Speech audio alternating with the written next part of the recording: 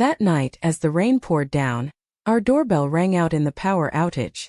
I went downstairs to check, only to find a huge figure outside the door. Who could be visiting in this weather, or is something trying to get in? Foreign. This happened when I was in high school. It happened on a Saturday. That day it had been raining non-stop since the morning, with little other options. I just texted my friends and played some online games with them before I knew it was the afternoon and the rain hadn't shown any signs of letting up. When it got to around 7 p.m., I gave up all hope of going out for the day. It was still hammering down out there. I was lounging around watching TV at home, and there was an interruption to the scheduled program. It was a local warning which told residents to be aware of potential flooding. We got that warning, I guess, at around 8 p.m. My family of 6 were all huddled in the living room together. We were just carrying on our night. I don't know why, but none of us seemed that worried by the warnings on TV. I don't know how long we sat there, but after a while I heard a dull clicking sound and then everything went dark. We were in pitch black darkness. My father stumbled off towards his bedroom, mumbling something about going to get a torch. He lit the way using the torch on his smartphone. My mother got up to look outside. The power seemed to have been knocked out for a whole neighborhood. It was so dark in the house. It almost seemed to amplify the sound of falling rain. It was still showing no signs of letting up, and it made me think about those warnings we heard earlier. Some of my family got up to find lights or to head back to their bedrooms to look out of the windows or to look for candles and battery-operated things like radios and torches. I stayed in the living room with my grandma for a while, and she said that we might need to evacuate if things get worse. I wanted to go get my phone so I could tell my friends what was going on, so I went back into my room and grabbed it. I was scrolling through some social media, and then I noticed that my battery was a little low. So I thought to myself, better stop and save the battery. I just spent some of the time looking out at the rainfall. Listening to it was pretty relaxing. Even though I was, and still am, a bit of a night owl, I started to feel sleepy. I remembered that I had an old battery charger in a drawer somewhere. I found that and put my phone on charge and killed time by reading a manga by Torchlight. By that time, I heard no TV on downstairs, no chatter of the family. Everything was quiet. I guess that the elders in my family had decided to get an early night. Maybe the rain wasn't going to be as bad as they said it would be on TV. It was about 10 p.m. when I heard the doorbell ring. It was late. We never really heard the doorbell ring at that time of night, but I guess this was a different set of circumstances. I thought it might be our neighbor, Mr. Saito. He might have come over to see how we were all doing or to give us some information. Someone might be telling us that it was time to evacuate. I left my bedroom on the second floor and headed downstairs. I was surprised that it looked like I was to be the one who was to go and open the door. Maybe everyone else was still sound asleep. As I headed downstairs, I noticed something. There was a huge shadow behind the frosted glass of our front door. It looked very big and not like my neighbor, but just in case I called out his name, Mr. Saito, whoever that shadow belonged to behind the glass didn't reply. It just stood there. Started to get scared at that point, because I knew it wasn't my neighbor or anyone else who was here to help, because why would you just stand there in silence? It looked like it was staring at me. Before I knew it, I found myself backing away from the door. I saw the figure shift from side to side, as if it was about to try the door. It was like my mind went blank. I ran as fast as I could upstairs to the safety of my room, and I slammed the door and stood behind it, and that was the first time in my life that I literally stood stock, still unable to think rationally, just in a pure panic. The doorbell rang again, and it felt as if my heart was about to flatline. Still remember it very vividly. Even when I think back on it nowadays, I can still see that dark figure behind the door. Just after the doorbell, I heard my father making noises downstairs. Finally, someone is up. I felt now brave enough to leave my bedroom and to listen to what was going on from the hallway. I leaned over the banisters and saw my grandfather and grandmother were joining my father down there in the lounge. I went down a few stairs to be in earshot, and I heard my dad say the doorbell rang right. Everyone was in agreement. Great, I wasn't hearing things. That's good. I fearfully looked towards the front door and I saw that the shadow was gone. That was really good. I was scared of thieves. Opportunistic thieves that might be looking at breaking into homes. Some people in town might have already evacuated and their homes were stood unoccupied, the perfect chance for someone looking to break in. Then I heard the doorbell ring again for the third time. I watched as my grandpa opened the door. He must have gotten to the door in about 3 seconds, but by the time the door was open there was no one out there. Grandpa quickly shut the door and I swear I saw a dark shadow pass by once more. Someone was out there. They probably weren't scared that the person they saw from wherever they hid was pretty old, and they probably thought that they could take Grandpa on if they had to. My dad was shocked. I could see the fear on his face as he ran upstairs right past me to wake up my mom and sister. My dad gathered all of us in the living room. Just as he was telling us to calm down, we heard a tremendous noise coming from outside. I heard tree limbs snapping and the sliding of something heavy. We lived in the shade of a big mountain, and I know now that what I heard was the sound of a landslide. The mud, boulders and trees on the mountain were soon to be heading towards our town on a river of rainfall. My dad was screaming everyone in the car, "Let's go." You know, stuff like that. We should have given more respect to the warnings we had heard on TV. I was thinking, please let's get out of here safe, and I promise I'll learn my lesson. I was young and terrified. I don't know who I was even pleading to. We piled into the car and there were clumps of earth in the streets, sand everywhere. It was a real mess. Everything was just coming down and the water was so fast. It was honestly terrifying. The roads were treacherous, but my dad managed to navigate through the path of destruction, and we got far enough away to feel safe. We later learned that our family home had suffered many damages. I'm certain that if we delayed leaving any longer than any one of us could have been potentially swept away in the flood. It was a real close call. My grandpa has a theory, and it's one that I'm happy to buy into. I think everyone in our family believes it, but I guess to different extents. His theory goes like this: it wasn't a criminal at the door trying the doorbell. He said that it was our guardian spirit, because if it wasn't for that doorbell ringing, then I guess that none of us would have woken up apart from me. And to be honest, I was content in hiding in my room, and I wouldn't have been able to evacuate the family had it not been for the doorbell. We might not have made it out to the car in time. We might have been trapped in our house, or we might have even been washed away in the floods. Come to think of it, should doorbells in houses ring when there's a blackout? I'm lucky to be here. I think we all are, so if that was a guardian spirit, thank you. I am one of those people who totally freezes up when something unexpected happens. I learned that about myself when I visited a rundown department store. It happened to me not that long ago. I went to a department store in a city. While I was passing through, it looked pretty okay from the outside, but when I got a little closer I changed my opinion. It was kind of small and a lot older than I expected. I mean, it was practically stuck in the 70s. It was in dire need of a facelift. I thought I might as well still check it out, since I had turned into the parking lot. Another thing I guess that is worth mentioning is the fact that it was a weekday and it was raining. I thought that there wouldn't be that many customers. I could be in and out pretty quickly. The men's section was up on the 5th floor, so I headed there first. They actually had a great selection. I picked up a couple of bargains and started for the elevator. There were 2 passengers on board when the doors to the elevator opened. Sometimes in high-class malls, there are elevator attendants who ask you what floor you want to go to. Yeah, sadly there wasn't one. I kind of expected that, but it would have been nice to see a babe in there. I love their outfits. I imagined that they might have had one in days gone by. So, like I was saying, I was on the 5th floor, I boarded the elevator and the 2 other passengers got out, leaving me alone in the elevator. The elevator continued its descent to the 3rd floor, and then all of a sudden the lights went out and their whir of electricity went silent. It looked to me like a power cut, and that made me feel very nervous, since I was the only one in the elevator. I didn't hold back my thoughts on the situation. I used some pretty interesting expletives that day, and I'm glad no one was listening. When the cloud of frustration had lifted, I was left in a strange and increasingly frightening situation. I was stuck in the dark in an elevator. I was pretty certain that the elevator was older than I was at that point. I remember trying to convince myself that the elevator would start moving at any moment, and I was very concerned for my safety in my head. I thought it could suddenly drop at any moment as well, as much as I tried to believe that I wouldn't be stuck in what essentially was a metal coffin for much longer. I couldn't shake the feeling that it would be a long time before I saw light, and that got me thinking because I thought that emergency lights at the very least would come on if there was an elevator malfunction.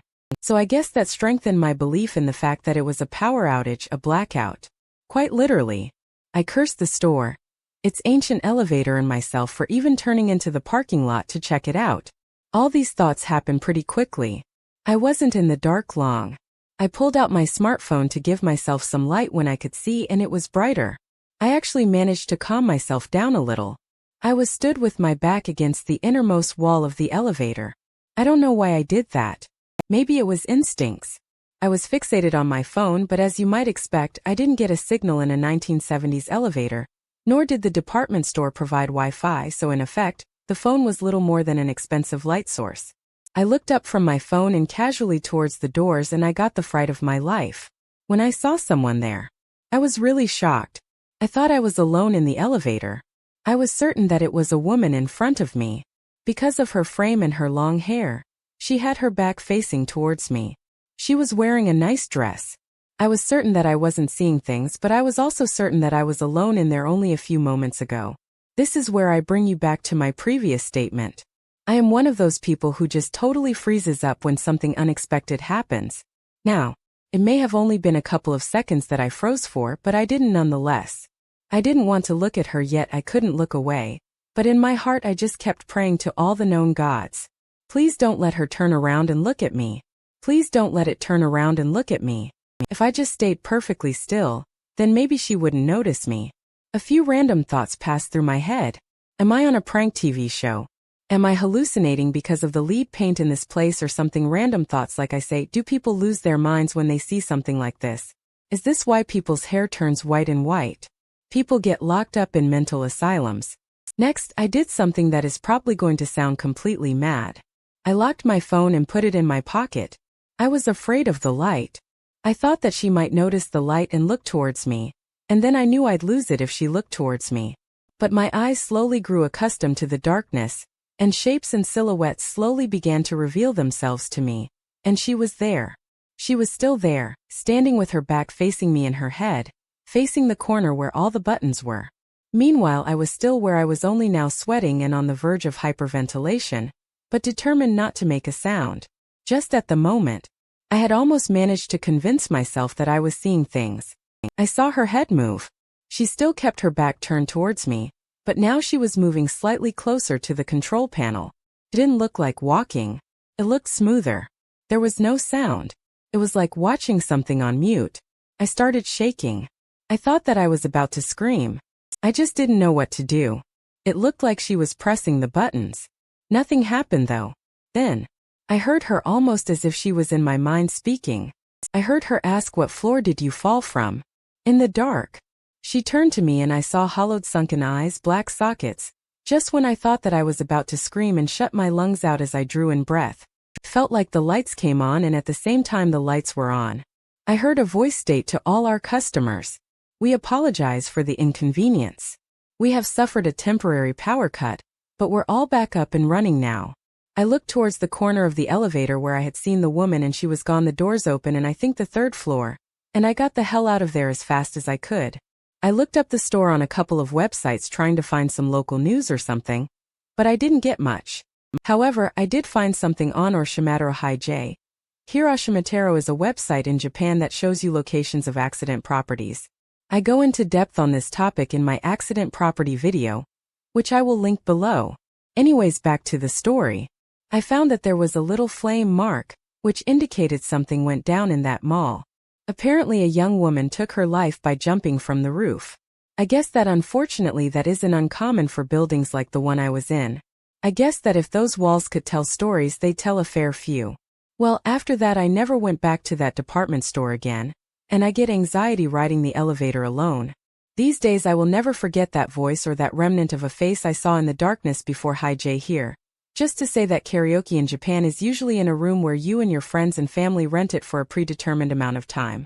You can pick whatever you want to sing and have drinks and snacks delivered to your room. It's pretty amazing. You don't have to get up and sing in front of others in a bar. You pay at the end and it's always a fun time anyway. Here's the next story. This happened one Saturday afternoon. I went to karaoke with a couple of friends in a little area of our small town. We like going to the karaoke because on the same floor there was a game center arcades. Basically it was all on the second floor of a building downtown. The karaoke and the arcade were very popular on the weekend, and that Saturday afternoon was no exception. We were pretty lucky to get a karaoke room, but we did. We were in there for about an hour, I guess, until something happened.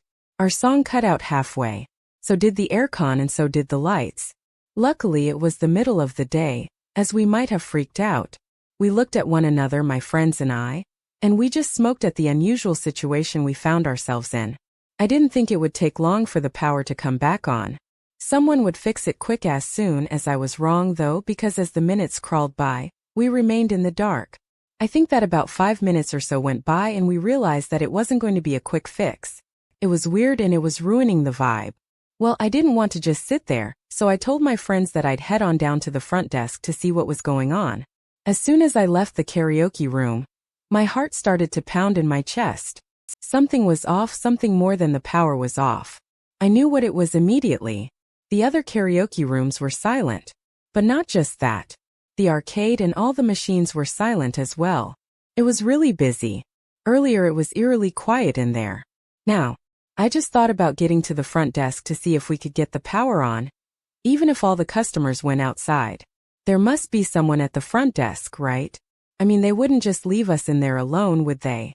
I got to the front desk and to my surprise it was completely unmanned. There was no one there, no sign of life. There was, however, some form of light there.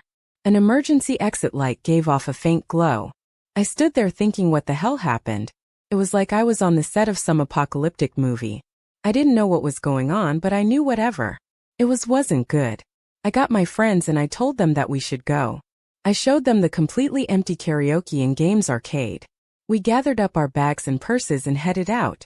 We left the money for the karaoke at the front desk. I was feeling completely anxious. I really wanted to go home. I started looking around kind of fearfully. I didn't understand the reason why this place was suddenly empty, but I guess that it had something to do with the blackout. I looked over towards the source of light that I mentioned earlier, the dimly lit emergency exit light. I saw something. When I looked over there, I saw a figure moving in the darkness. There was something moving something back there. It was just out of sight just behind the claw machine. It looked like a human but a solid black shadow version. I said to my friends, now that we left the money, can we go? We were all getting nervous and now I made the mistake of pointing out what I saw to my friends, and we hit the button for the elevator while we waited for it. We couldn't wait but look on over at that figure again. It was doing this weird kind of twisty movement like a kind of dance. It was scuttling between the game machines in the arcade. It was scampering between them to remain hidden, all the while doing weird twisting dancing movements. It was dark. I couldn't see it perfectly, but that's what I thought I saw. It seemed like it was getting closer and closer to us and my friend shouted, "Let's take the stairs." I don't know why the thought of taking the stairs hadn't crossed over our minds. I mean, we were in the middle of a power cut. We managed to get out of there safely, but we ran like we hadn't ever ran before. We didn't stop until we made it to my friend's house. Thankfully, she lived pretty close by. When we calmed down a little, we sat around talking about all kinds of things. We tried to rationally explain what happened to us, but we couldn't come up with anything logical, any logical answers or conclusions. It felt like we had suffered some simultaneous nightmare. It was like we had a shared memory of some horrible dream. It didn't seem like what happened that afternoon was possible. Yet there we were discussing it from every angle. We never figured it out, but we did summon up the courage to go back to the karaoke place one day. Nothing else happened though.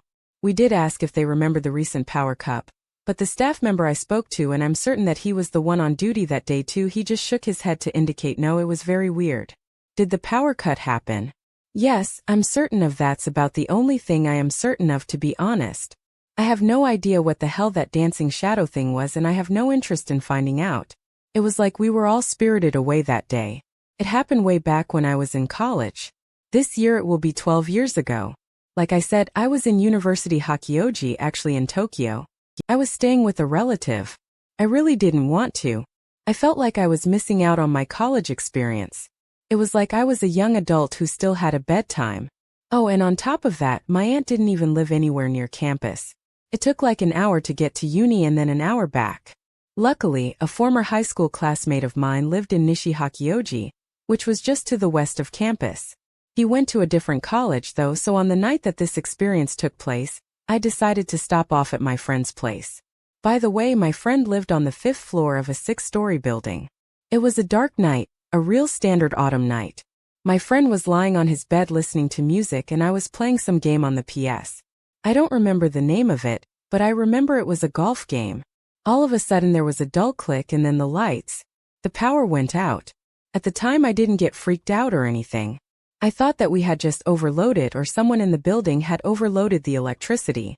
So I asked my friend where the breaker was so we could figure things out. It wasn't just one thing that went out, but everything went out. The circuit breaker wasn't actually in my friend's apartment. It was outside of it, was in the hall in a shelter box thing, so we stepped out and we flipped all the switches and then everything came back on. I was back to gaming and then not 5 minutes later the power was cut again. Well, now it was weird because I don't think my friend and I were using too much energy. I went out to my friend's balcony and took a look down to see if any of the other apartments below were out of power. I saw a few lights on down there. The building clearly wasn't out of power. It wasn't a blackout. So whatever was happening was just affecting my friend's place. I called my friend out to the balcony to see what he thought. And as we were talking out there, we heard the doorbell ring. My friend was a really popular guy and I guess that his place gave off hangout spot kind of vibes, you know. So when we heard the doorbell ring, he just mumbled something like someone else has come over, and he went to answer it. I was a little suspicious. I thought someone might be messing with us. I guess that someone was playing Ding Dong Ditch or Knock Dunk Ginger. We call it Ding Dong Dash here. He went to the door and there was no one there. It was weird, but I thought that he might have a friend who was pranking him or something, you know. Lights going out, Ding Dong Dash might be coincidence. Well, with that in mind, I went out and flipped the switches in the breaker once again. It was annoying and weird, but I was kind of locked into staying over my friend's house at that point, and there wasn't much I could do about the situation. As soon as I came back into his apartment and walked over to my friend, I heard the doorbell ringing behind me again. I looked at my friend and then the breaker tripped again and we were plunged back into darkness. While we were in the dark, the doorbell rang again. I raced over to the door. At that point I really wanted to catch whoever was messing with us out. There was no one there. So I stepped out into the communal hallway to look around. I was looking for any kind of shadow moving, or maybe even the elevator going up or down, but there was no one out there. I couldn't hear a thing either, even though there was no one around. I didn't feel like being in the hallway. It freaked me out, so I headed back into my friend's apartment and my friend said to me, "Something's wrong, isn't it then?" As if to answer his question, the doorbell rang again. I won't lie, like I imagine some people do when they recount experiences like this. My friend and I hugged one another in fear. I'm not embarrassed. It was scary. I felt his body trembling. We reluctantly opened the front door to confront whoever was messing with us, only to find out again that there was no one out there. My friend suddenly got this idea in his head that we were being disturbed by something paranormal. He grabs them, so I went with him into the kitchen. Neither of us wanted to be alone or far apart from one another. There in the dark, he started shaking salt all over the place. I could hear it scattering all around. He covered himself in it and dashed some on me. He was really worked up at that point. We went out onto the balcony and he was putting salt into the palm of his hand and eating it. He encouraged me to do the same. I didn't think that we would be messed with by spirit. I thought that we are being messed with by a very real human being. Why would someone do that? I'm not sure. Maybe we were being too noisy and it was one of his neighbors. Maybe it was one of his friends who was playing a prank that went a little too far, and they didn't want to own up to it. Or maybe it was just a total stranger, someone who just wanted to see how frightened they had made us, or figure out how many of us were in the apartment before deciding to do something else. I mean, this is all speculation on my part because that's all I have. We don't know what happened that night and we likely never will. All I know is that the circuit breaker was tripped multiple times, causing the power outage, and I think it wasn't due to us overloading the power. I think a human hand flipped the switches and pressed the doorbell after that night. Staying at my aunt's didn't seem so bad for a while. Nothing else happened to my friend, so he believes his little cleansing ritual with the salt paid off but warded away whatever came to the door that night. It was a night to remember. I still think it was the work of some weirdo, and the only reason it didn't go further was because they saw two able-bodied men and not someone alone foreign. This one is a bit of fun, alright. I heard from a buddy of mine who visited New York, but there was a major power outage in a 60-story hotel one night. So if his stay there, he was amazed at the size of the place, as I'm sure most people are when they see the skyscrapers of New York. He was there with a business partner to broker a deal that went very well. Apparently, the pair of businessmen celebrated in the hotel restaurant situated on the first floor. However, halfway through dinner, their celebrations were cut short because the power to the building was also cut. There was a sudden power outage. A member of staff who the businessman quickly found out was the manager, went from table to table announcing that the meals would be complimentary. Due to the unforeseen circumstances, they tried to make their guests' nights a little more convenient. I guess the two gentlemen were more than happy with that arrangement. They had broken a great deal and had a free meal cash back. One small hitch though. Their room was on the 58th floor and due to the power outage, the blackout, the elevator was out of order. The only way up was via the stairs.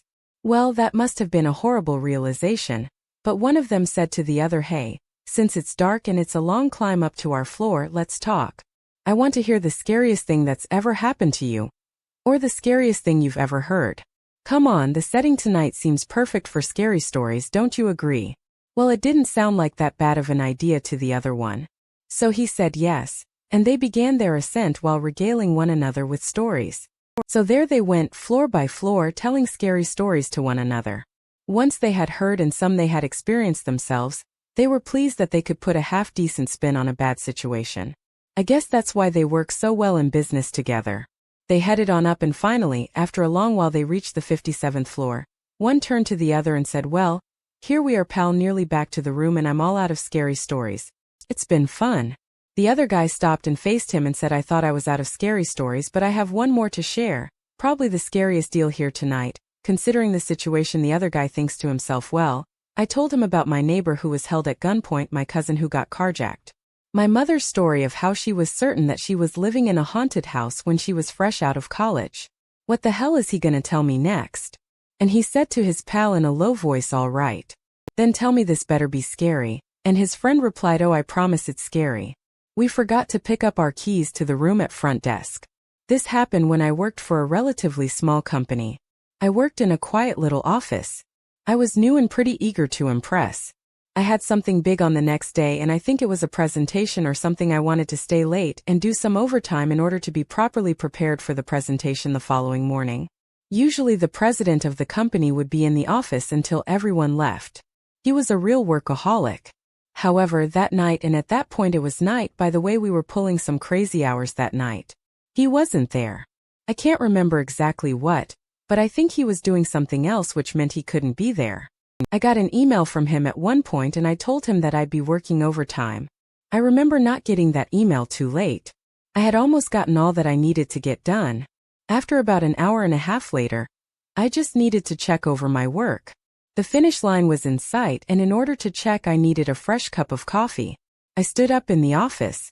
As I pulled my chair backwards, I realized that I hadn't looked up for a while. It was the first time that I was in the office alone, so it was kind of liberating. I guess I could do whatever I wanted. I decided to play some music through my phone back then. If you wanted music on your phone, you had to manually put it on your phone through a cable to your laptop or computer. I found the song I wanted to hear and I pressed play. Not 10 seconds into the song, I heard 3 knocks in quick succession against the entrance door to the office. I grabbed my phone and shut off the music. I thought to myself, oh God, someone's gonna complain now, almost forgetting that it was late and that we were not exactly operating in business hours. What I mean by that is I failed to remember that there would be no good reason why someone would be knocking at the office door. I froze, but I knew that we had a little monitor system by the door at the reception that showed outside of the door. I wandered over it to take a look at who was knocking, but there was no one out there. I was scared. I was alone in the office and I was only a 20-year-old female. If this was going to be a break-in, then I don't think I could have done anything to stop them. To protect the company's properties, felt defenseless. I hoped whoever was knocking would just go away. I was terrified to hear another bunch of knocks. I thought that would be the worst thing imaginable at that point, but I was wrong. The knocks didn't come, but all of a sudden the power went out. I couldn't help but feel scared. I traced my way back to my desk, using my hands to guide me, and I found my mobile phone on the desk and I called my boss. I was shaking with fear. I didn't want someone to break in now that I had my phone. I wanted to get the hell out of there. I didn't care about that final proofread anymore. I went to get up from my office chair, but I felt a dead weight against my left leg.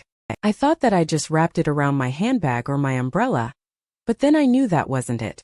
I felt hands grasping hands wrapped around my leg. They gripped on tight. I looked down and aimed the dim light from my phone's home screen towards my legs. I swear it looked like a woman's arms. I screamed and I screamed. I kicked frantically. I saw her head turn and I thought that the owner of those hands was about to face me, and I knew deep down. I didn't want to look into her eyes. I ran through the formation of empty desks in the dark, clattering my limbs against them. I had too much adrenaline in my body to care about any damage I did to myself. I stopped by the door, remembering that banging sound I heard earlier, and just froze in place. I slumped in a corner for a few moments until I heard the sound of a chair moving somewhere in the back of the office near my desk. That was it for me. I got out of there as soon as I could. I did actually get a call back from my boss later just to check in, as he didn't hear from me and had a missed call. He said that he called the office a couple of times and my phone was engaged. I guess that in the melee I must have knocked my phone off the hook. I knew why he was worried. Now I don't know what happened that night, but I guess it might have been brought on by overworking. Perhaps, I don't know though. When I think back to the way those hands felt against my leg, and the way that whatever was down there looked so human, that makes me think that I might have experienced something. I have no idea what the banging sound was, or if it's connected. I hope not, because if it was, then I imagine that whatever was clinging to my legs might have been clinging onto their life in another time and place. Either way, it was the scariest thing that ever happened to me, foreign.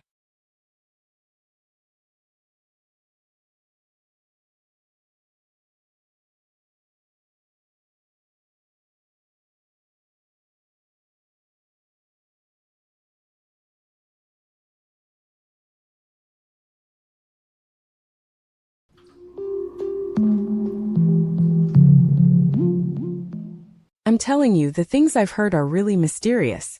There are strange experiences on the ship during the tsunami, the mysterious light suspected to be a UFO on the beach, and the eerie encounters in the sea and on the mountains. What on earth is going on? Thank you for your subscription and likes. What would you do if it were you? You can leave your thoughts in the comments section. I heard this from an acquaintance of mine and it's really stayed with me over the years. Maybe it'll do the same for you too. A few years ago there was a big earthquake in Hokkaido, and the island was severely damaged by the tsunami it caused. Hi Jay, here I think the writer might be referring to the Hokkaido Nanzoki earthquake, which occurred on the 12th of 2021. It was a 7.8 quake that produced one of the largest tsunamis in Japanese history. Okushiri Island took the full force of nature and suffered extensive MV damage. Back to the story. This acquaintance of mine was on a transportation ship at the time the tsunami struck. I should say that we work in the same industry. We chose a life at sea. He was anchored in Hakodate, also in Hokkaido, so he hurriedly offered his assistance in any rescue efforts. He put himself forward to support any disaster relief missions.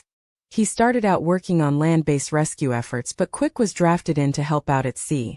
There are many missing people out there. They have probably been pulled out by the tide and we need to go in search of them. He was told, due to his work background, he had no problem getting to work as a result of his search. More than a dozen were found, but all of them had sadly passed away with a heavy heart and the bodies on board. He headed back to port. He reported his tragic findings to the organizer of the disaster relief mission, and he was asked a favor in return. I want you to keep these bodies on board for the night. We are not equipped to deal with them at the moment due to the urgent demands of our rescue operations. Is there any way you could do that? Well, since the ship was a transportation ship, he wasn't short of space. He agreed, wanting to help out in any way he could. He decided that their resting place would be at the bottom of the ship. There was a vehicle hangar down there which was pretty wide. Also, it was cooler down there, which of course would help with preservation. I can't imagine how he felt having to deal with what to do with those bodies. He covered the bodies with blankets and then a large plastic sheet and left them down there in the vehicle bay overnight. His crew lit incense sticks and prayed for the souls of the victims. They all wanted to keep the incense burning overnight as a mark of respect and to ease the passing into what lies beyond, but they were worried that the sticks might burn out during the night, so he and his crew took shifts to make sure the incense wouldn't burn out. My acquaintance noted how tired his crewmates were and offered to watch over the incense sticks from 2:00 a.m. to 4:00 a.m. to give others a rest. They had been taking turns, helping with rescue efforts and then watching the sticks. When 2 a.m. came around, it was incredibly dark on board that ship. He said that due to specific controlled lights, the only light source that was on down there with the bodies were these small red LED lights. It didn't make for the best atmosphere. He said he felt as if he was in a haunted house. He told me that the smell the bodies were beginning to give off was difficult to deal with too. He said it was like a strong fishy odor. He was all alone down there in the dark with the dead. Once again, I cannot imagine how he felt. I don't know if I could have done what he and his crew did. He was scared. He happily admitted that to me. According to him, he was so scared that he sat with his back facing the bodies under that plastic sheet. He didn't want to look at them. As soon as it was 4:00 a.m., he raced to his feet to get out of the vehicle hangar in Chong places with one of his crewmates. He had to climb the long case of metal stairs to get from the vehicle hangar to the quarters on the second floor where his crewmates were sleeping. There was a large mirror at the top of the stairs. It was big enough to see a whole body.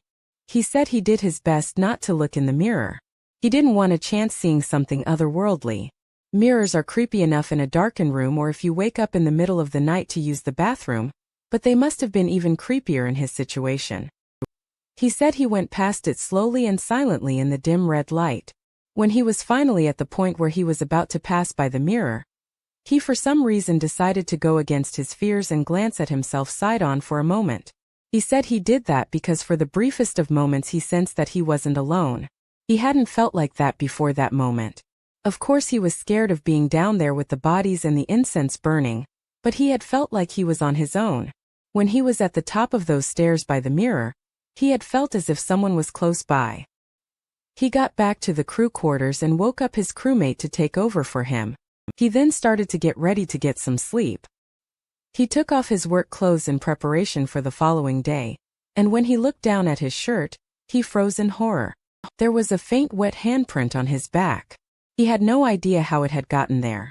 When he was alone with the bodies, he couldn't help but think that he wasn't alone after all. I like to think of that handprint as a mark of thanks, a hand reaching out from beyond. Perhaps this happened roughly 30 years ago, when it's something that I've only told a few select people about up until now. It happened one night. Me and my girlfriend at the time drove to the beach after work. I went to pick her up and we headed straight to the beach. However, when we arrived at the beach, it was already pitch black. I mean, we should have known better not to go so late, but for some reason we both really wanted to go that night after work. It was roughly about 10 p.m. By the time we got out of my car, we were talking in the car eating our McDonald's. We had stopped to get on the way, looking out at the darkness.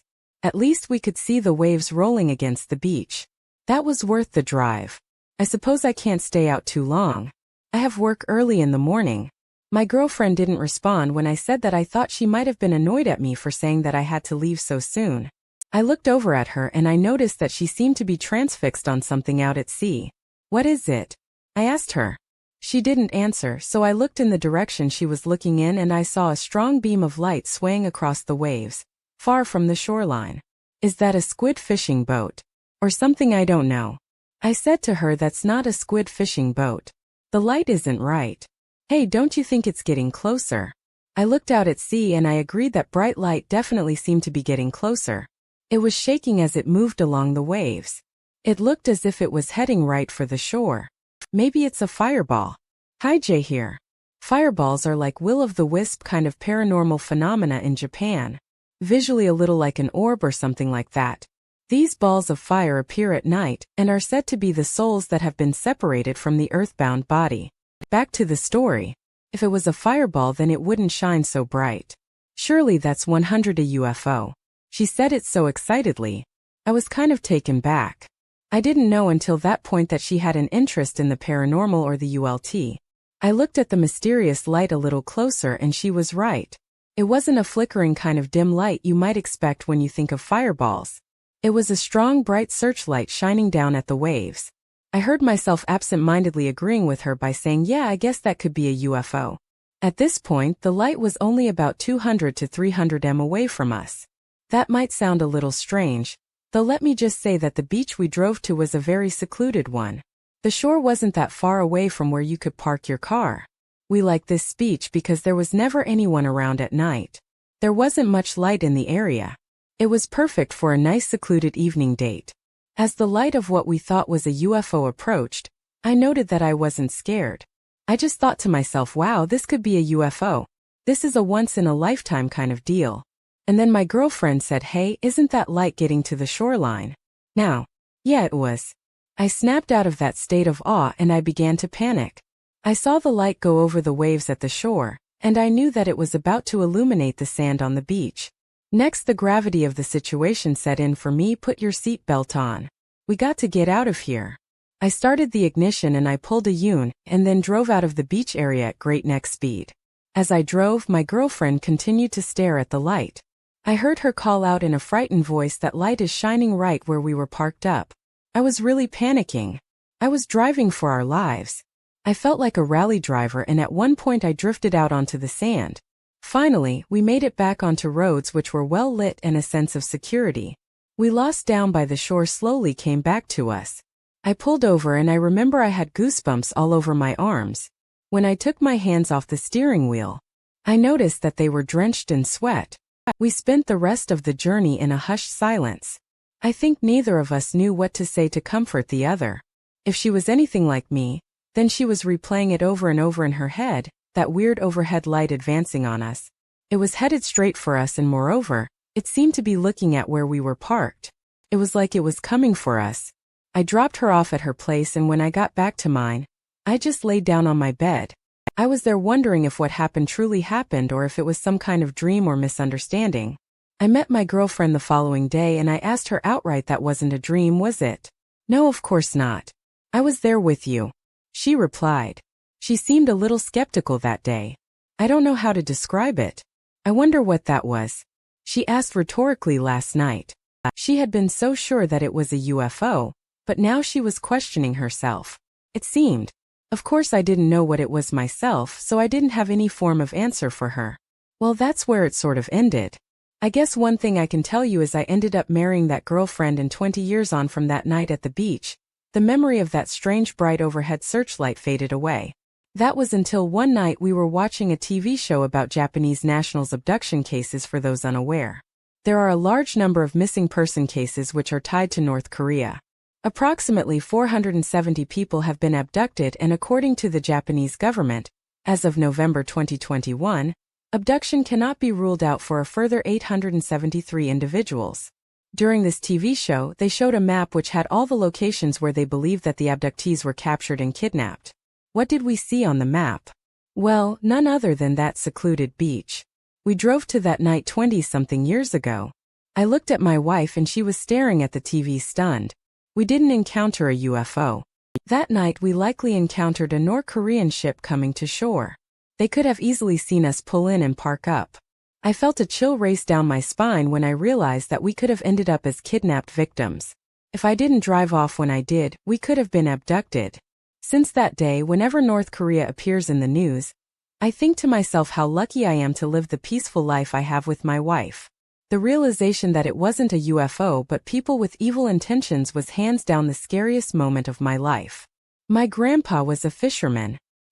He began sailing the seas at 10 years old and continued until he was in his 80s, may I add, despite the wishes of his family. I wanted to share a few of the things he told me about his time at sea. He said it wasn't uncommon to encounter something strange when sailing the sea at night. He said that he thought he could see the souls of the departed as spirits. He was full of interesting and spooky stories. He painted images with his words of gods and monsters rising from the seas under cover of darkness. I loved his stories. I couldn't wait to hear more of them. I always pressed him for more information and detail. I wanted to know all I could about what was out there in the open ocean. I wanted to see it through his eyes. I think I went a little too far with it one day, because he turned to me with a stern look on his face and then he said there are certain areas of this world we as people shouldn't touch. I was a little too young to understand the meaning at the time, but I guess I understand it better these days. When talking about the sea, he was full of metaphor and philosophy. He often mentioned his golden rule of indifference, but more about that later. According to my grandfather, ghosts were at the very edge of the realm of our understanding and our limits. It's like we could almost reach out and touch them if you were either lucky or unlucky enough to get so close, depending on your viewpoint. He occasionally told me about ghosts and the spirits of the sea. According to my grandfather, spirits seek light, not the dark that the movies and novels have them. Hiding in light is a symbol of the world of the living, and it is possibly their desire to return to our world that attracts them to that light. They seem so plausible to me, especially if you consider how dark and vast the sea is. Those lost at sea stranded out there in the pitch black, why wouldn't they be attracted to the light of passing ships? That's why it seemed like sometimes spirits visited my grandfather's squid fishing boat. Hi Jay here. I think it's important to note at this stage that Japanese squid fishing boats are full of lights to attract the squid. Here's a picture of one in action. Please keep that in mind. Back to the story. He said a friend of his saw misty shadowy figures advance and tried to join him on deck from the sea. Some had extended hands and fingers, grasping for the lights on his ship. However, Grandpa said that he himself never really had a strong ability to sense the presence of spirits. He said that he saw shapes, sometimes facial features, in those shapes mouths talking out of wisps of mist in the dark. He said he wanted to speak to them, sometimes because they looked like they were suffering, but neither him nor the spirits at sea could communicate with one another. That's when he decided to live by one important principle when encountering anything weird and wonderful at sea: the golden rule of indifference. Dealing with spirits half-heartedly would cause trouble. He didn't want to invite anything or irk anything, so he figured the best way to ensure his safety at sea would be to remain indifferent. Of course, he felt fear and, most importantly, sorrow for the spirits calling out in the dark sea. He had heard wailing voices travel over the sound of waves, the tormented souls of those lost out there. He reminded himself of his rule of indifference and did his best to ignore them. He said it was very difficult to do that, as he wasn't sure if any were genuine cries from the living. He went very far out at sea to catch squid, so it didn't seem likely. One day one of his friends had an accident at sea. He went overboard, and although his crew pulled him back on board and took him to hospital, he was already gone. He didn't make it. Many of his friends gathered at his funeral to mourn his death. He was a pillar in their society. Despite everyone's collective sadness, work had to continue. So the following day my grandfather set out to sea to fish. Like any other day. About half a year went by and my grandfather was out at sea. He was sat cross-legged on the deck of his vessel, watching the dark water lit up by his squid lights below. He said that he suddenly felt very sleepy. For a reason unknown to him, his eyelids felt as if they were made of lead. He was fighting the urge to sleep. While trying to fight this known feeling of extreme tiredness, he sensed the presence behind him. He felt as if someone was stood there. Then he heard a voice. He was too exhausted to turn and face that voice, but the voice called him by his nickname Tetsu. I need to get back to S8. I can't get back. My grandpa said that he recognized the voice, but he didn't know where it came from, and then it came to him. It was his friend who passed. Help me please, the voice said, and with that Grandpa opened his eyes. He didn't know until that point that he had fallen asleep. I understand. My grandpa heard himself mutter. He instantly spun around and the presence he felt behind him had completely disappeared. Somehow my grandpa was convinced that the spirit of his friend, who communicated with him in his dreamlight state, was still on board his ship. He went to his crew mates to tell them about what he had just experienced. He had two others on board with him. One of them said that they just so happened to be in roughly the same area where his friend went overboard. So when they heard my grandpa's testimony, they all agreed to call off fishing and instantly return to port. That was the one and only time that my grandpa broke his golden rule of indifference. My grandpa had heard legends of ships carrying souls back to shore, so he wanted to do it. Some said that even though the body might have been recovered, the soul was still at sea, so it relied on the help of the living to carry it home. They say some spirits lack the means to get home by themselves. They might have died far from home. That is why sometimes you hear of taxi and bus drivers speaking of ghostly passengers. That might help you understand, son. Perhaps my ship was used as a taxi. Grandpa told me with a laugh, and then he looked out at the ocean and sighed. I want to be out at the sea until the moment I die. He said he seemed reluctant to quit his job as a fisherman. Was he jealous of those who lost their lives at sea? I'm not sure. He was a very interesting man. This happened when I was in the 4th year of elementary school. I joined a local school volunteer group when I was that age. Just to give you some background on what that entailed. It was a program led by university students.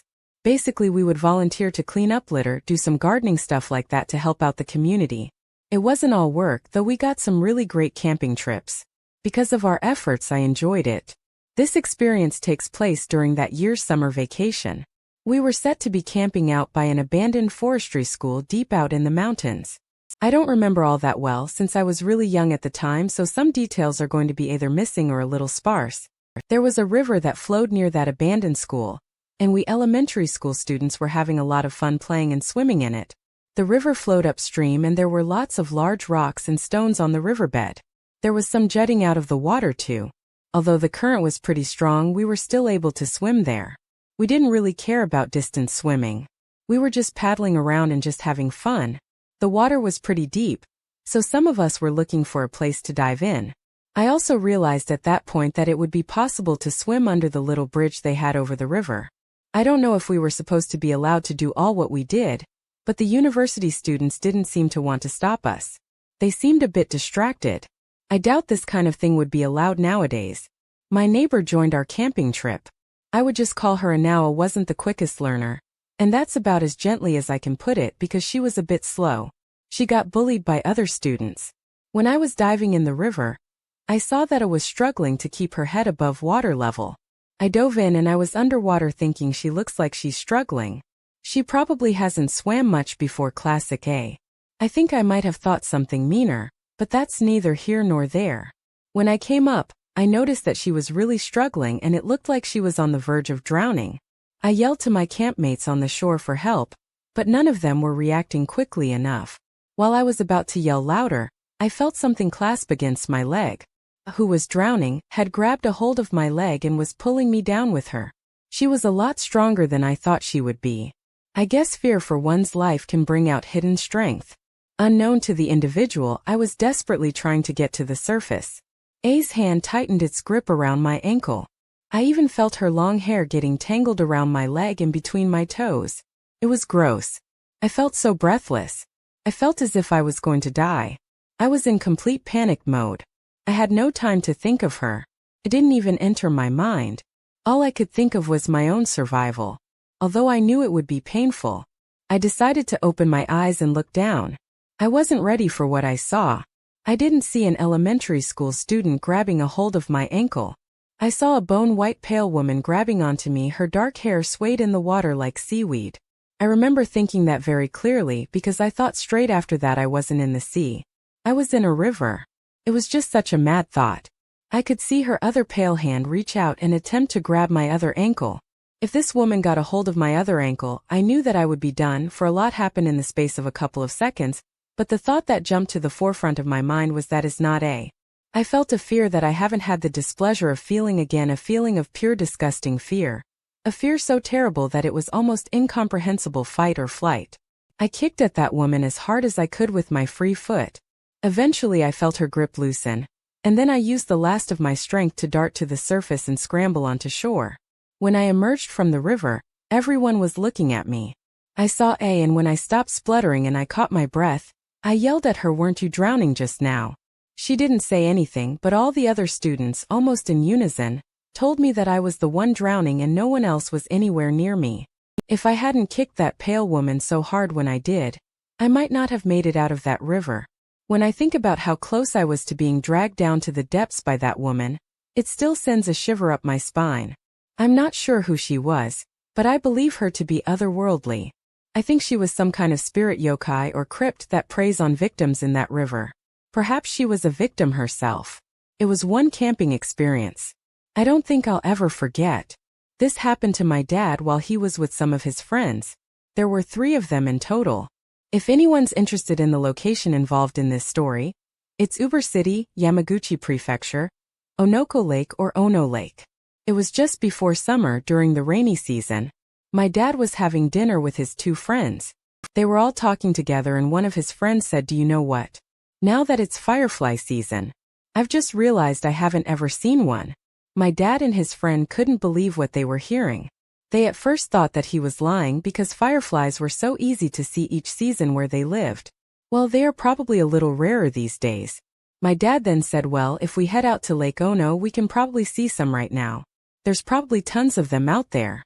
After my dad suggested that the three of them got all amped up and headed out to see the fireflies, they piled into my dad's car and headed towards a beautiful park next to Lake Ono. They were sure to find those fireflies. Sounds wild, doesn't it? They got out of the car and found a bench to sit down on. They sat there drinking beers and talking. Obviously my dad wasn't drinking. Well, that's what he told me. He didn't want to get in trouble for drunk driving. They sat there joking around, saying how they looked a little odd to be sat there in the middle of the night and stuff, but luckily there was no one else in the park that night. They were in high spirits, excited to see the fireflies and enjoying their moments of seclusion. After a while, the fireflies came out and they were easy to spot. His friends were getting a little drunk at that point. They were letting loose, and so was my dad. It was a night of good vibes. They watched for a while until they got a little tired of it. My dad, feeling as if it was time that they were going, began to get to his feet, but he felt a hand clasp around his wrist. His friend then said, "You don't want to get up yet." As he tugged at his wrist, my dad stared at him, wondering what the hell was going on, wondering what kind of danger might be out there. Were they about to get rushed? He had no clue. His friend pointed behind the bench. He tried his best to disguise the fact that he was pointing. There's something freaky going on back there. What do you think it is? My dad isn't the type to worry if someone says something creepy or strange is happening, so that was almost like a relief to him. He spun around to look in the direction his friend was pointing. His friend was pointing out at Lake Ono.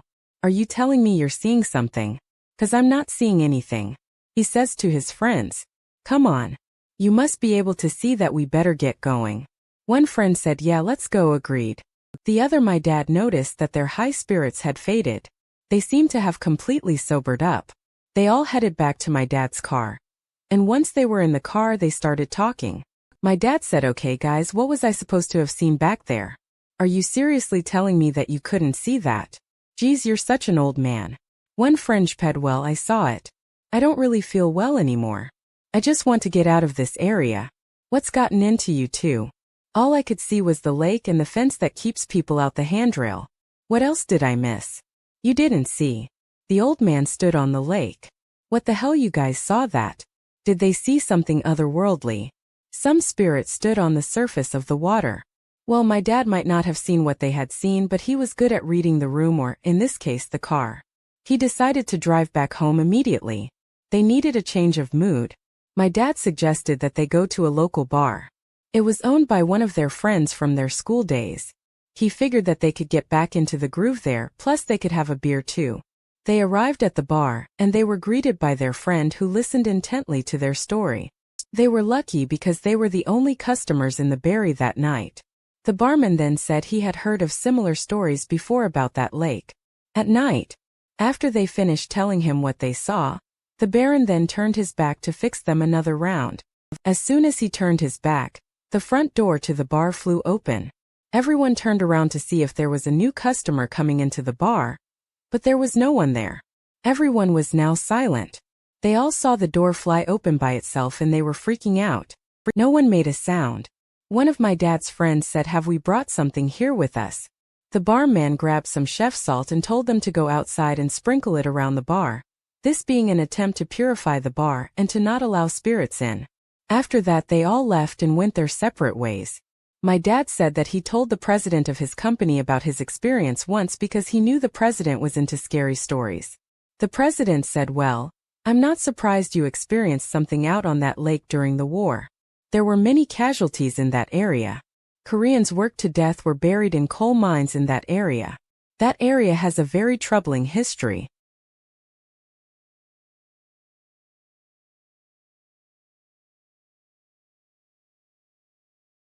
I was alone in my apartment, but my girlfriend heard screams. The next day, police found a body in the apartment below. Thank you for your likes and subscriptions. What would you do if it were you? It happened when my friends and I went to play with our airsoft guns. A survival game was what we called it. There was about 10 of us in all. We used to use this abandoned hotel. It was completely dilapidated and falling apart in places. There were loads of debris in there, making it the perfect setting to pop up and shoot one another. The best thing about it was that it was so far away. There were literally no houses or anything like that nearby, and if we played there at night, there'd be no chance of us being disturbed, because some of the kids from my school thought it was horror. They didn't even go anywhere near it, not even the bullies. It was perfect. It really felt like it was ours. You know, I would sometimes get a bit freaked out in there. I mean, it was a creepy abandoned hotel, and on top of that, it was said to be haunted. I mean, who wouldn't be a bit on edge? My friends would make fun of me every time I got a bit freaked out after a while. I usually got swept up in the excitement of it all and forgot about that nagging eerie feeling the abandoned hotel produced, but not this time. There was something off on the night that this took place. After playing intensely for a while, we went up to the 5th floor. There was a big open room, pretty much rid of any debris. We would use this room to chat and make sure all our guns were working while everyone was gathered. I asked, did any of you feel anything was a bit, I don't know, off in the hotel today? Like sense anything was maybe with us? After they laughed at me, they said that since we do what we do when we play airsoft, you know, aiming guns at each other, we're bound to have our senses heightened, but some did agree that there was something slightly different. That night, just as we were discussing this, we heard some footsteps on the stairs below. They resounded throughout the abandoned hotel. We hadn't heard any cars or motorbikes approaching and, like I said before, we were really out in the sticks. There was nothing but overgrown weeds and bushes surrounding the hotel. Everyone had flashlights. It was a rule. A couple of my pals shone their flashlights through the window down below, and we couldn't see any cars or anything. I was relieved as I was worried. The cops had arrived. All that was down there was our bikes. If someone was here, then they would have had to walk halfway up a mountain in the dark on roads with little street light. Then that would be pretty weird, but still we heard those footsteps down below. One of my friends opened the door to our room on the 5th floor and asked, "Are you the police? We're just playing in here, come on." That's all when no response came from below. Someone else called, "Are you here for ghost hunting or something?" Again, nothing but the footsteps of someone below climbing the stairs every step closer to our floor. Some of the others piped up with their questions. "Look, what do you want? Do you need some help or something? If we shouldn't be here, we can go." But no matter what anyone said, the only reply we got was the sound of someone slowly climbing the stairs. I had already been on the edge most of the night, but now I was freaked out. Fear was spreading through our group. In fact, friends murmured, "Whisper, guys, we don't know what's down there. No one run. Just walk calmly," and we left our room and entered the hall. We headed towards the opposite steps, which we heard the footsteps come from, and just as we reached the opposite stairs, we heard the same footsteps land on the hallway. We couldn't see anyone. It was terrifying. Then something completely unexplainable happened. It looked for a second as if someone was pointing a light at us. A light not like that of a flashlight, though. Something was there shining in front of us. It was circular and it swayed and bobbed. It scared the hell out of us. We all bolted. We burst past one another in an attempt to get out as soon as possible. We heard a terrible noise from above, like something had turned the whole 5th floor upside down. We could still hear the sound of someone pacing around on the stairs and in the lobby up there as we ran away. I cannot describe to you how terrified I was. We were all shouting and cursing as we ran to our bikes outside. One of my friends was having engine trouble with his bike. It wouldn't start. We were all screaming at him to get it going, while our eyes were fixated on the hotel. He finally got it working and we all sped out of there. We pulled into a convenience store's parking lot at the bottom of the mountain, where we all felt safer in the light. After we calmed down a little, we spoke about what happened. I can't speak for all my friends because I didn't witness this, but more than a couple of them said that they had seen some faces peering out of the windows above. While we were trying to get our pal's bike started, we stared towards the mountain in the direction of the hotel, and I think we all knew at that point that none of us would ever go back there again. This happened a few years ago, but I still remember it as if it was yesterday. I will never forget what I saw that night. I was at home doing nothing. In particular, when my friend called, he said he wanted to get out of his house and he asked me if I wanted to hang out. I thought, why not? This was about 3:00 a.m. and I'm not even sure why I was still awake, but I was. He said he would come and pick me up in his car. We were driving around the city for what felt like a little while, and then my friend suddenly said, "Hey, let's go to the wharf." So that's where we headed down by the pier. area by the wharf is an old factory. In the daytime, trucks are in and out of there all the time. It's a pretty busy area, but at night it's dead quiet. The roads by the wharf are really wide and straight. On the weekends you can sometimes see people racing there, but at night we were the only ones on the road. It made for quite a tense atmosphere. We headed to the wharf like we were being drawn there. We stopped at traffic lights and a car pulled up alongside us. I can't remember the model or the color of the car. I guess it was more like a minivan than a car. Come to think of it. Either way, it was bigger than a normal car. I'm in the passenger seat and my friend is driving. The light changes color and I look at the car and the people in it, and I got a really weird vibe from one of the guys in the car. So I just kept watching. I couldn't put my finger on what was weirding me out about these guys at first, but then I noticed one of the guys in the back seat. I could do little else but wonder what was bugging me. Then it dawned on me. The reason I felt like something was off about one of the guys was because I couldn't see the bottom half of his face. It was like it was completely black. Like it was missing. Why was it black? I wondered. I thought I was hallucinating, or if I was just overtired still. I kept on looking at the guy. I was curious, and then I locked eyes with him, and then the car sped away before the lights changed. They ran the red light in the split second. I saw that guy, his eyes flash my way, and I have never seen such a look of desperation before or since. His eyes seemed to scream at me. He pressed his face against the window, and it was like he was pulled backwards before the car sped off. When he was close against the window, I realized that the black thing I saw was tape was covering his mouth. It all happened in less than a couple of seconds. The look of fear in his eyes has stayed with me. I was deeply concerned. The minivan sped away into the night towards the wharf. I had heard rumors that the Yakuza used to hang out there, and they're responsible for some of the missing person cases in the area, and for some of the bodies that are found washed up in the wharf over the years. I thought that they were just rumors. Some people say that the wharf is haunted too because of this. It's always been known as a kind of test of courage to head there at night on the weekends, but I've never spoken to anyone who went down there on the weekday nights. We don't know what goes on down there when the town sleeps. When I think I saw a glimpse of it that night, could this be a prank? I really hope that's what I saw. I guess that's because it's the only outcome I could live with. I didn't get the license plate and we didn't follow the minivan. It happened all so quickly. I'm now older. I know if I saw that again I'd be more proactive. It weighs heavily on me still to this day. I told the police a day or two after happened and I never heard back from them. I guess I couldn't really give them anything to go on. When I think back to that dark summer night and those split seconds, I saw the man with desperation in his eyes and tape covering his mouth. I can't help but shudder. This happened when I was a college student. In my first year of university I lived in a dormitory, but in the second year I started living alone. I found the place by myself and I was so pleased that I had it was cheap and the interior of the apartment was amazing. The building itself was pretty old, but that wasn't a problem for me. This story takes place probably on the third or fourth day that I was living there. I had a part-time job at a family restaurant and that day I was on a closing shift. So I was there until the restaurant was cleaned and closed and I didn't get home till after 2:00 a.m. I headed back to the apartment after I changed my clothes.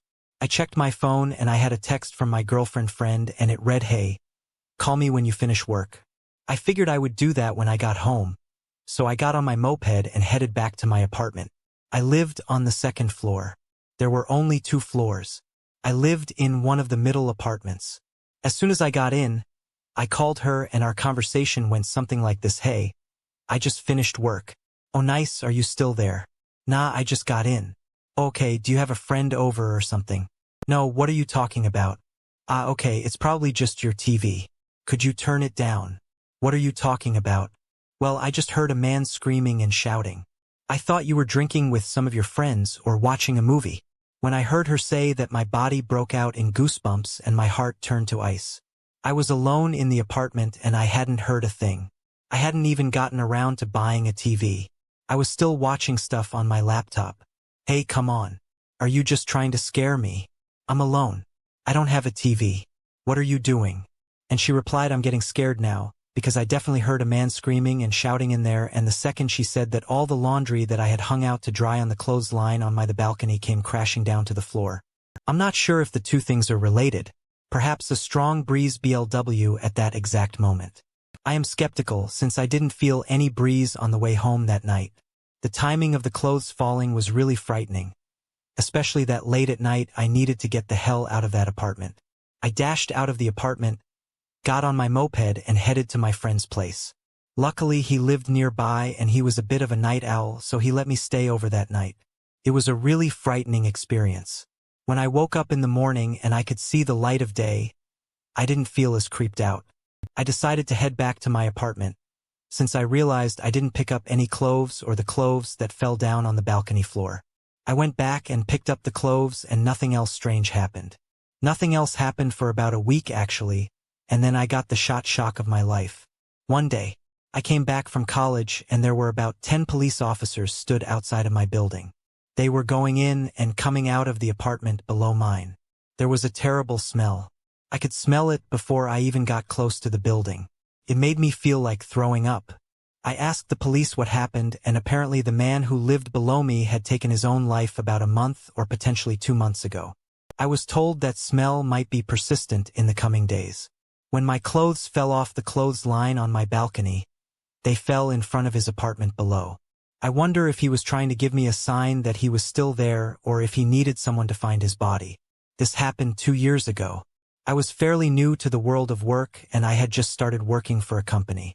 Back then, at work, I was working late nights and early morning things. In fact, all of us were really. Our company had a kind of rota for this and we had to do one late shift followed by one morning shift every week. I remember leaving the late shift after 11:00 p.m. on the night in question. I walked through the dimly lit underground car park back to my car. I got in and I started checking my messages on my smartphone. Suddenly a thought came to me. I wasn't sure if I'd locked up upon leaving work, as I was the last one out due to the night shift. This was my responsibility. Couldn't be helped. I summoned up the energy to head back there and check. I got out of my car and headed back to work, checked and then headed back to my car. It was locked. I must have been gone for all of about 40 seconds. Max. I got in and I started the engine and I felt a clammy hand cover my mouth. Then I felt a man's hot breath against my ears. Say, if you keep your mouth shut, you don't die. I couldn't speak. I was terrified into silence. I just remember waves of panic crashing over me and my head was completely blank. I looked in the rearview mirror and I nodded my head. I recognized the man behind me. He worked in the same company as me, but in a completely different department. I was surprised and against all of his orders. I asked aloud, HYH is his pseudonym. The words just came out of me. I had never really spoken to him before. He was a kind of quiet guy. He replied, I've been interested in you since you started working here. If you don't say you're going to be mine, I'll kill you right here. Fearful for my life, I could do little else than nod in agreement.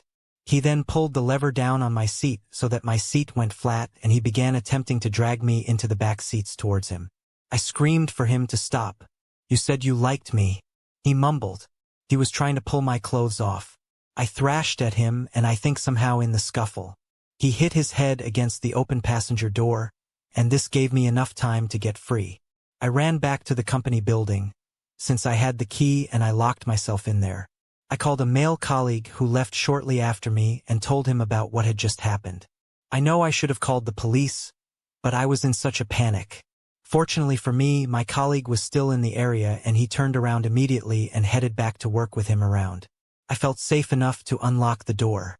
We went into the car park and searched for H, but we couldn't find him anywhere.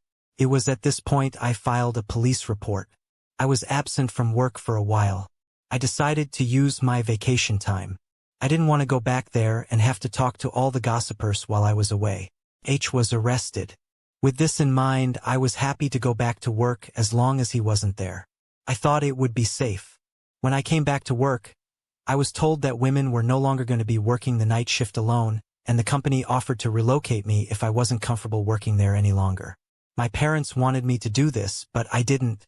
I liked the job and I liked the area. I didn't want to let that creep make me quit my job. I wanted him to know that I wasn't scared, plus with him arrested. I didn't think I had anything to worry about. My company informed me on my first day back that he had been dismissed. That was really good to hear. The police were in touch and they advised me to keep my doors locked and the usual safety precautions. They said that a momentary lapse in concentration almost cost me my life, and they told me to think about that. Take care out there, people. This summer I bought an apartment that I had been dying to buy for so long. It wasn't new, but it was just what I wanted. To own something for myself was very moving. I felt so proud of myself. It was amazing because it heralded the end of long train rides to work every day. It was relieving to know that I wouldn't be governed by the last train home. I could now commute to work, which was 1,000 times more convenient. I don't have any plans on getting married. I don't have a special someone in my life, but having something absolute like a place to call my own until I sell it is something really great. I had been living in my new place for a couple of weeks when something began to annoy me. It's so hot during summer that I have to leave the window open to get the ventilation. The only issue with that is I kept smelling cigarette smoke. My apartment was the corner room on the east side of the building, so my guess is that other residents are stepping out on the balcony to smoke on the left-hand side. A year before I moved there, I was a smoker, so back then I don't think I would have minded, but I had quit and it wasn't good for me.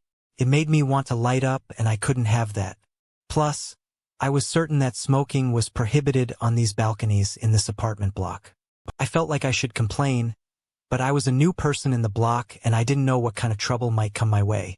If I put in a complaint this early with the neighbors, I thought that I would just shut the window and crank the AC.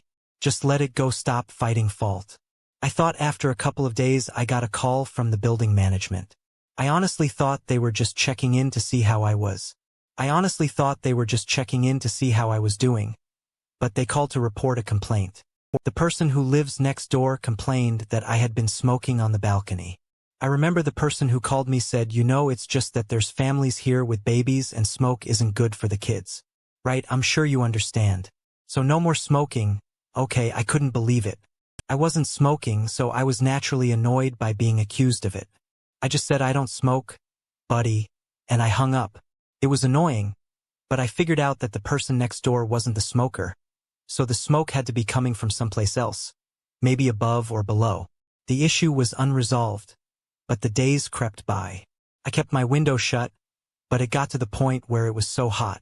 I just had to have it open, and as soon as I opened it it was the smell of tobacco. It drifted into my room almost instantly. It was so obvious that someone was smoking nearby, but rather than start a witch hunt, I thought that I would just leave it to the building management to figure out. I mean, how could I complain? They all thought I was the guy smoking and I didn't want the hassle or the smoke. Time went by and later I discovered something strange.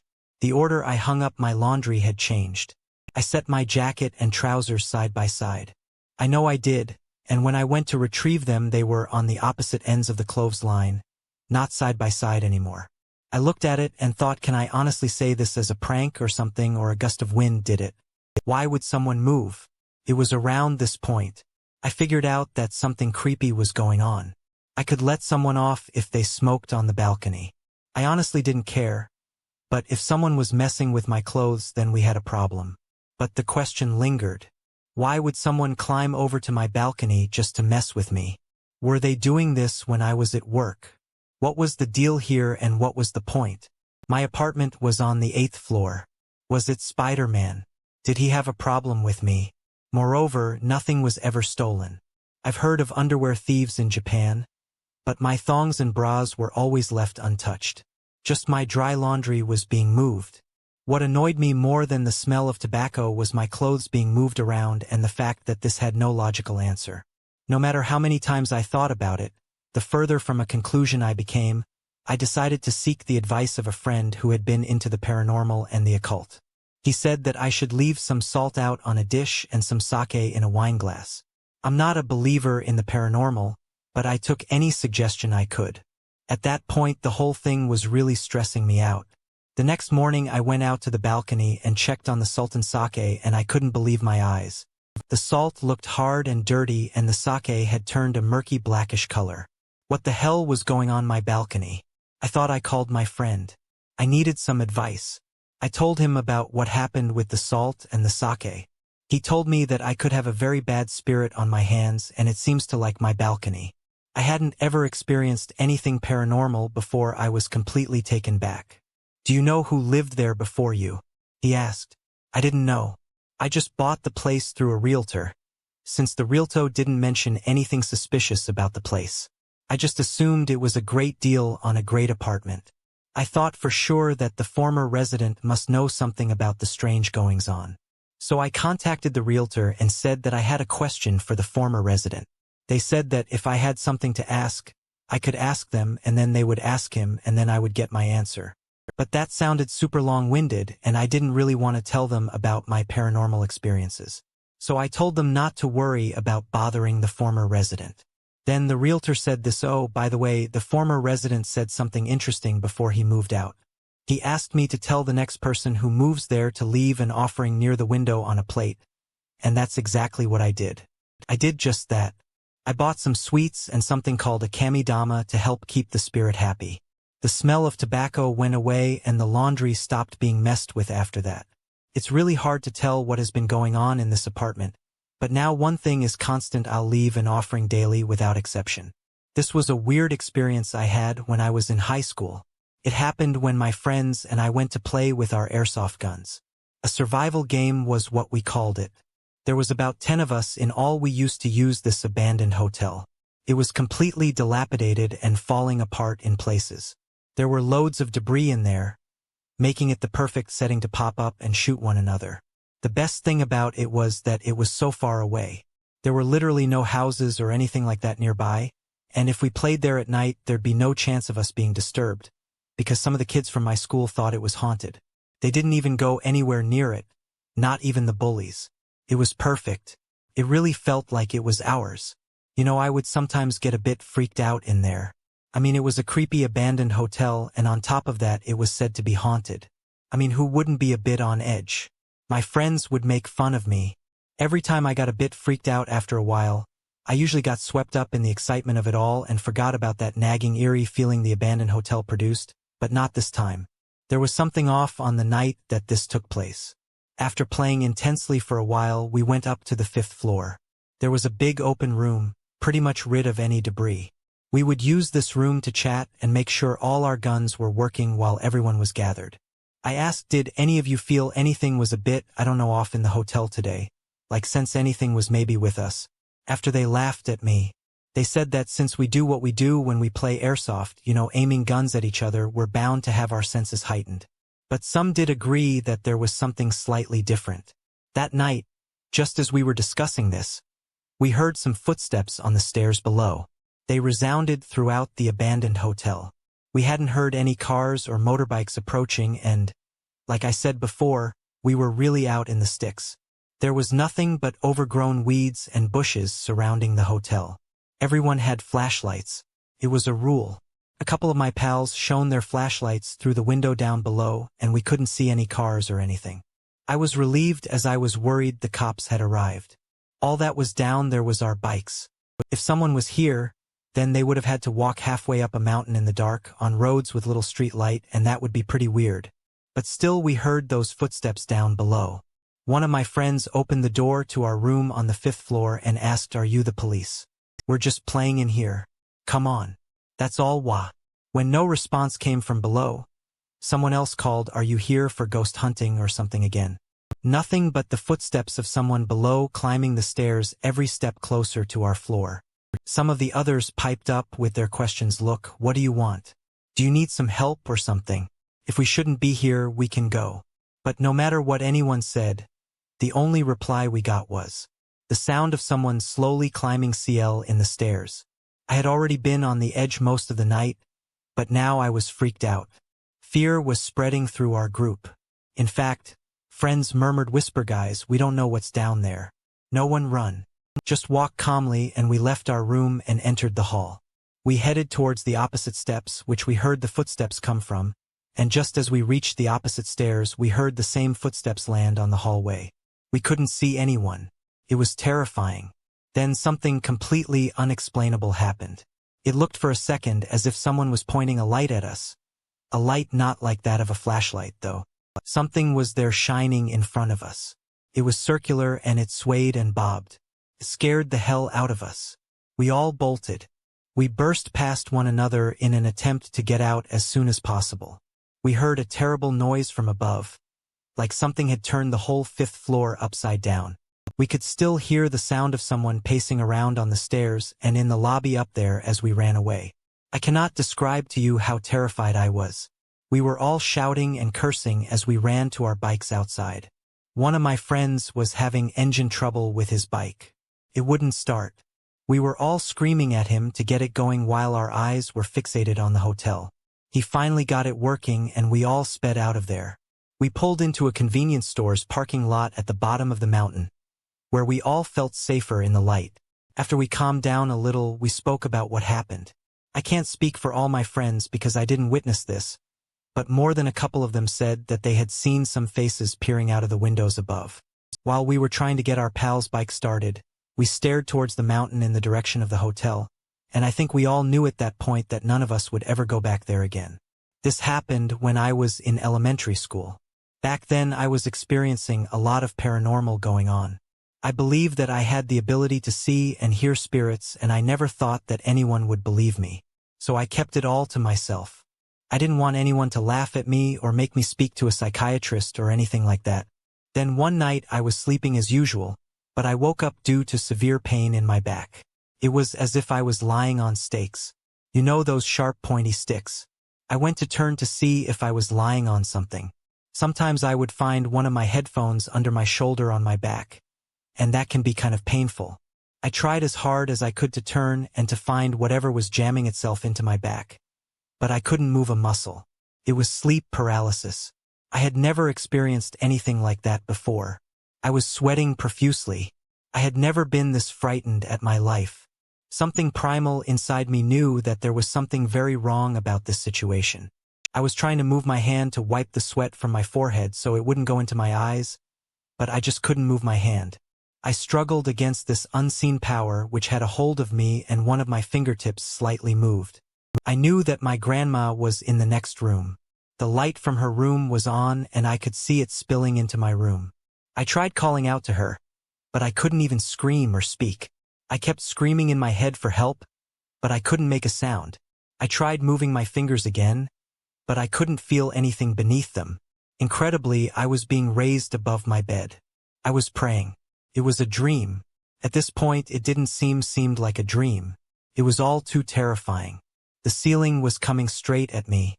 I felt a terrible chill deep within my body. I thought I was seriously about to die all around me. I could hear evil, horrible whispers. I had no idea what the voices were saying, but they sounded so dark and hateful. The pain in my back increased. It was like the number of stakes had risen.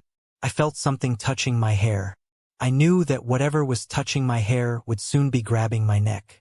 I just kept thinking that I was about to die and Grandma wouldn't hear me and she wouldn't even realize when it happened. Suddenly the force beneath my back was less strong. Gradually, the direction of my body changed. I wanted this to be a dream so badly, but I knew it wasn't. Years later, I would understand that a child of my age would have found it near impossible to create such horror. I knew so little about fear at that age. I thought that I might have repackaged the memory of some horrible incident from my childhood. But I remember it all so clearly. It was real. I don't care what anybody thinks. My body had now done a complete 180 rotation in the air and I was facing the opposite direction. I was slowly moving towards the wall. I remember thinking something's going to drag me into that wall. Those horrible whispers had become a chorus of chants. I tried to move any part of my body, but all I could move with my fingers. I really wanted someone to come into my room and stop all this. The tip of my toe touched the wall without making a sound, and then I heard a dog barking really loud. It was like a warning. It was like it was warding off an enemy or an intruder. The moment I heard the dog bark, I was slammed back down onto the mattress and my grandma finally comes rushing in at that point, asking what all the noise is. I was lying there in a stunned silence. I knew those barks. I heard they sounded just like my dog barks, but sadly he passed on a few years before. I've seemed to have lost the ability to sense spirits in my older age, but I'd love to hear my dog again one day. I can't wait to see him when it's time. I need to thank him for protecting me that night.